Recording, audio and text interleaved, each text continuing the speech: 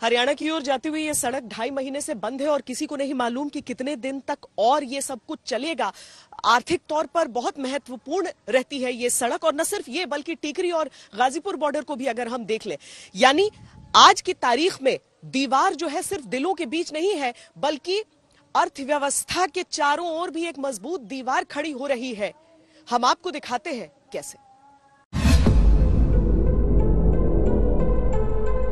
Honorable Chairman, sir, with your kind permission, on behalf of Honorable Home Minister C. Amit Shah ji, गृह राज्य मंत्री जी किशन रेड्डी का संसद के उच्च सदन से ये कहना नए संकट की तरफ संकेत कर रहा है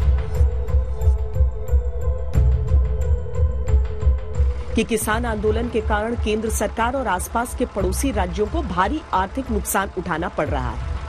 आंदोलन से खाद्य प्रसंस्करण, कपड़ा, वाहन, कृषि मशीनरी, सूचना प्रौद्योगिकी, व्यापार, पर्यटन, होटल तथा परिवहन क्षेत्र सीधे तौर पर सबसे अधिक प्रभावित हुए हैं।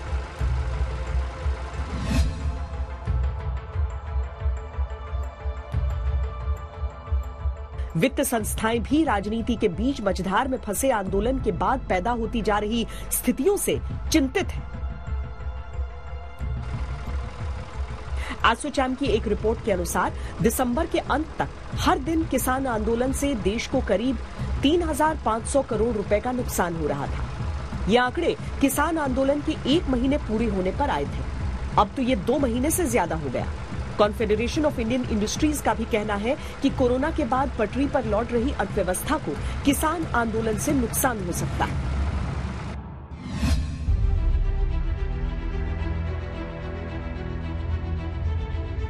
Confederation of all India traders के अनुसार आंदोलन के कारण करीब 20% ट्रक देश के अन्य राज्यों से सामान दिल्ली नहीं ला पा रहे हैं। इसके चलते दिल्ली से अन्य राज्यों को भेजे जाने वाले सामान पर असर पड़ रहा है। दिल्ली में रोज लगभग 50,000 ट्रक देश भर के राज्यों से सामान लेकर आते हैं और करीब 30,000 ट्रक दिल्ली से बाहर दूसरे राज्यों के लिए सामान लेकर जाते हैं। आंदोलन की वजह से रास्ते बंद हैं, ट्रकों की आवाजाही या तो बंद है या फिर बहुत कम हो गई।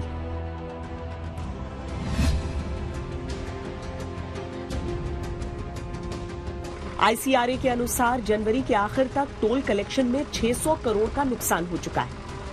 अगर ये मान लिया जाए कि फरवरी के अंत तक किसान आंदोलन खत्म हो जाएगा, तब भी टोल कलेक्शन में पिछले साल के मुकाबले 30 से 35% तक की कमी आएगी। आंदोलन की वजह से 9,300 करोड़ रुपए का किसान कर्ज भी खतरे में है क्योंकि काम ठप है। सीधे तौर पर देखिए तो 2 ही सूरत में इस आंदोलन को खत्म किया जा सकता है। या तो सरकार तीनों कानूनों को निरस्त कर दे, या फिर जो किसान है वो सरकार की बात समझ जाए और कहे कि हाँ, कृषि कानून हमारे लिए बेहतर है। अब दोनों ही चीजें होती हुई दिख नहीं रही हैं, तो फिर आगे होगा क्या? आंदोलन को अगर एक मुकम्मल अंजाम तक पहुंचना है तो उसके कुछ रास्ते हैं, बशर्ते दोनों पक्ष इसके लिए एक मत हो। जानकारों के अनुसार कानून वही लागू किया जा सकता है जहां की राज्य सरकारें केंद्र से कानून लागू करने का आग्रह करें। सरकार अध्यादेश लाकर अगले आदेश तक के लिए कानून स्थगित करे और समिति बनाकर संशोधन की प्रक्रिया शुरू करे। किसान और सरकार की साझा समिति कानूनों के एक एक बिंदु पर सहमति और असहमति के आधार पर संशोधन करे। सरकार एमएसपी पर गारंटी देकर किसानों को फिलहाल तीनों कानून रद्द करने वाली मांगों के लिए मनाए, चाहे तो लंबे समय तक के लिए कानून स्थगित करके बातचीत का माहौल फिर से तैयार करे। आज किसान आंदोलन सरकार और किसान दोनों तरफ से अविश्वास, शंकाएं और जिद के बीच खड़ा है। लेकिन दोनों पक्षों को यह याद रखना चाहिए कि कड़वाहट की इस नौबत के आने से पहले तक किसान आंदोलन शांतिपूर्वक 2 महीने से ज्यादा समय तक चलता रहा था और सरकार हर बार मुद्दा सुलझाने के लिए प्रयासरत नजर आती रही थी। ये भी दोनों पक्षों को याद रखना चाहिए कि नुकसान देश का हो रहा है और देश का नुकसान दोनों ही नहीं चाहते। गतिरोध की दीवार टूटेगी तो हरियाली और खुशहाली के नए रास्ते बनेंगे।